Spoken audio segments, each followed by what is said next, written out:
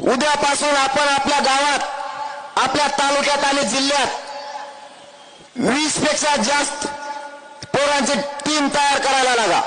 ते फक्त मराठा समाजाचं दुःख आणि सुख वाटून घेणारी ती टीम असणार आहे। त्यामध्ये साखळी उपोषण करते, आमरण उपोषण करते, यांना घ्या। स्वयंसेवकाचं काम करणाऱ्या लोकांना घ्या, ज्यांच्यावरती अन्याय झाला देवेंद्र फडणवीस कडून, केसेस कडून, ते पण लोक त्यात असू द्या। ज्यांनी समाजासाठी खूप भोगले त्यांना प्रथम जागा द्या। त्यानंतर सगळे पोरं स्वतःहून मनानं जॉईन व्हा। ज्यांना ज्यांना त्या टीम मध्ये समाजाचा साथ देण्यासाठी आणि सहकार्य करण्यासाठी काम करायचे, त्याच्यासाठी जाहीर सांगतो, प्रथम जात असली पाहिजे।